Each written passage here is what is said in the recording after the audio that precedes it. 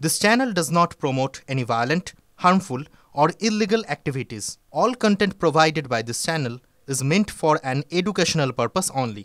দেখছেন টিভি9 বাংলায় রয়েছে আমি শুভজিৎ মিত্র। আজকে 23 দিন হয়ে গেল। বিগত বেশ কয়েকদিন পর আমরা বেশ কয়েকটা ছবি দেখিয়েছি, যে ছবি একাধিক প্রশ্নের জন্ম দিয়েছে। কখনো এক্সক্লুসিভ ছবি আমরা দেখিয়েছি, কখনো বিভিন্ন ভাইরাল ছবি আমাদের কাছে এসে পৌঁছেছে। Fair and bright night and day cream, ত্বক থাকবে ব্রাইট সারাদিন, পলিউশন ফ্রি, ঠিক যেন রাতের ফোঁটা সাদা ফুল।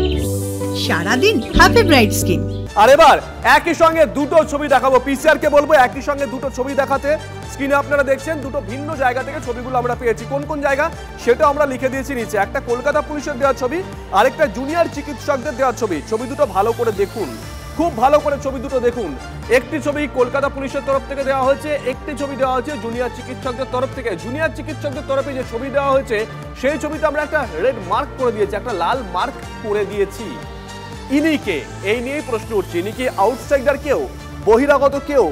পুলিশ অকুস্থলের পুরো ছবি দেখায়নি, আংশিক ছবি দেখিয়েছে, এমনটাই দাবি করছেন আন্দোলনকারী ডাক্তাররা। আমরা নই। পুলিশের ছবিতে নাকি বাদ বেগুনি শার্টের ব্যক্তি, বেগুনি শার্টের ব্যক্তি বিরূপাক্ষ বিশ্বাস, এমনটাই দাবি আন্দোলনকারী চিকিৎসকদের। বিরূপাক্ষ বিশ্বাস বর্ধমান মেডিকেলের সিনিয়র রেসিডেন্ট ডক্টর। 9 আগস্ট রাতে আরজি করে সাংবাদিক বৈঠকে ছিলেন বিরূপাক্ষ। অকুস্থলে কি করছিলেন বহিরাগত বিরূপাক্ষ, প্রশ্ন করেছেন আন্দোলনকারী চিকিৎসকরা। আরজি করে গেলেও সেমিনার হলে যাননি, রাজনৈতিক চক্রান্তের শিকার, পাল্টা দাবি বিরূপাক্ষ বিশ্বাসের। মিথ্যার নিয়মই হলো মিথ্যাকে যত ঢাকতে যাওয়া হয় তত আরো নতুন করে মিথ্যা বেরিয়ে পড়ে।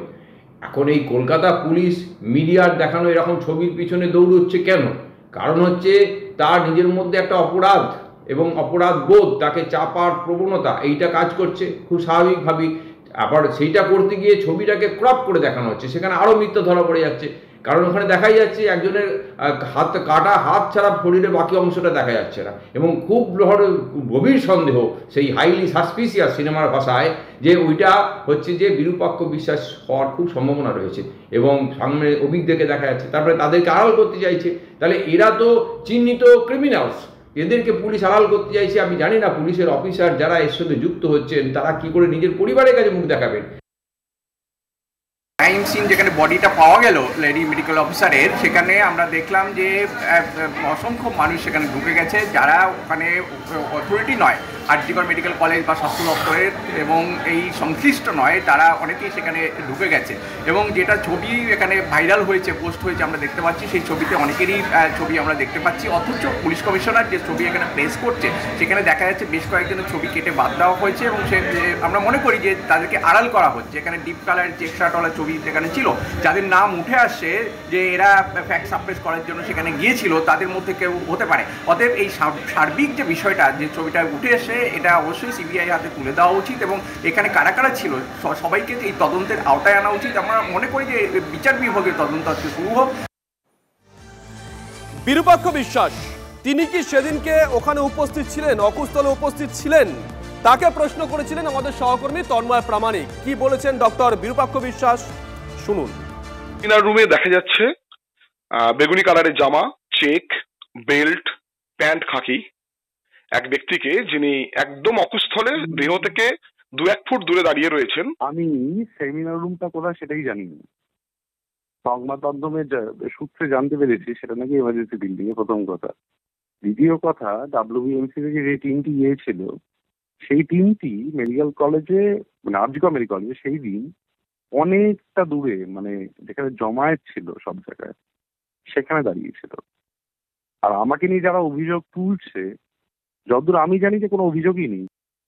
সেই দিন যখন গিয়েছিলাম সময়টা হলো 2টো থেকে 3টের মধ্যে, ছিলাম একদমই বাইরে মানে যেখানে জমায়েত ছিল। পুলিশ কর্ডন অফ এরিয়াতে যদি কেউ মনে করে যে সে প্রবেশ করতে পারবে, সেটা কি সম্ভব? কখনো ওটা কর্ডন অফ করা ছিল, কেউ ওখানে যাবে না। আর আমি মানসিক ভারসাম্যহীন নয়, আমি জানি যে কোনটুকু কি করতে হবে, কোনটুকু কি না করতে হবে। আর এই মুহূর্তে আমরা দেখাচ্ছি শহর কলকাতার ছবি। আমরা তিলোত্তমার ব্যানারে শহরের রাজপথে ফের গর্জন। এই মুহূর্তে আমরা যে ছবি দেখাচ্ছি, ছবিটা দেখুন। নাগরিক সমাজ আজকে রাস্তায় নেমে এসেছে, তারা স্লোগান দিচ্ছে, তারা গান গাইছে, তারা পথনাটিকার মাধ্যমে প্রতিবাদ করছে। এই মুহূর্তে আমরা যে ছবি দেখাচ্ছি, সেলিব্রিটি তারা যেমন সামিল হয়েছেন তেমন তাদের ডাকে সামিল হয়েছেন আমজনতাও। এই মুহূর্তে আমরা যে ছবি দেখাচ্ছি ড্রোন শটের মাধ্যমে কলেজ স্কোয়ার থেকে ধর্মতলা পর্যন্ত এই মহা মিছিল, কাতারে কাতারে মানুষ আজকে সামিল হয়েছেন। এ এক অন্য ছবি রোববার দুপুরে শহর কলকাতায়। আমরা তিলোত্তমার ব্যানারে শহরের রাজপথে ফের গর্জন।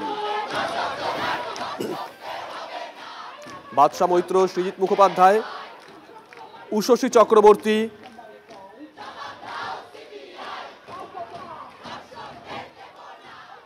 আজকে মানুষ আর পারছে না, মানুষের দম বন্ধ হয়ে গেছে। আমাদের শ্বাস নেবার জন্য এই মিছিল এবং বিচার, সঠিক বিচার, চক্রান্ত ভাঙার জন্য এই মিছিল এবং সুরক্ষা নিরাপত্তা সব মিলিয়ে মানুষকে মানুষ হিসেবে বাঁচতে চাওয়ার জন্য এই মিছিল। সুরক্ষার অভাব বড়ই ছিল। আজকে তিলোত্তমা সেটা দেখিয়ে দিয়ে গেল যে কতটা ভয়াবহ পরিস্থিতিতে আমরা রয়েছি এবং এই লক্ষ লক্ষ মানুষ বুঝতে পেরেছে কেন এই সুরক্ষা নিয়ে কথা বলা দরকার এবং সময় এসে গেছে, প্রত্যেকটা মানুষ বলছে এবং সেটা যতদিন না আমরা বিচার পাবো ততদিন বলে যাবো আমার মনে হয়। আশা করি আমরা একটা সুবিচার পাবো, কারণ বিশ্বাস আমাদের রাখতেই হবে। বিশ্বাস না রাখলে এনার্জি কষ্ট না দিলে আমি এই বয়সে এখানে এসেছি বলো, আমি কি বলবো? আমি শুধু বলবো যে আমাদের হয়তো এই আমাদের মানে আমার পরের প্রজন্মে বা তার প্রজন্মেও এই লড়াই হয়তো শেষ হবে না, কিন্তু লড়াইটা জারি রাখতে হবে। আমি বলবো যে লড়াইটা জারি রাখতে হবে। মানে হয়তো আমাদের জীবদ্দশায়, আমার পরের প্রজন্মের জীবদ্দশায় আমরা হয়তো এই পিতৃতান্ত্রিক ক্ষমতার শেষ দেখতে পাবো না, কিন্তু লড়াইটা থামালে চলবে না। আমরা যেন সেই ফাঁদে না পড়ি। রাজনৈতিক দলরা নিজেদের মধ্যে খেয়েই করছে, সেটা আমি শুধু বলতে পারি ছি, একেবারে ভেতর থেকে আমি ধিক্কার জানাচ্ছি সেটাকে। কিন্তু আমাদের প্রতিকার তো সাধারণ মানুষ চাইবে, সাধারণ মানুষ, সাধারণ নাগরিক। আমাদের তো একটা অধিকার আছে, আমরা তো করদাতা, আমরা কেন আমাদের দাবি ছাড়বো?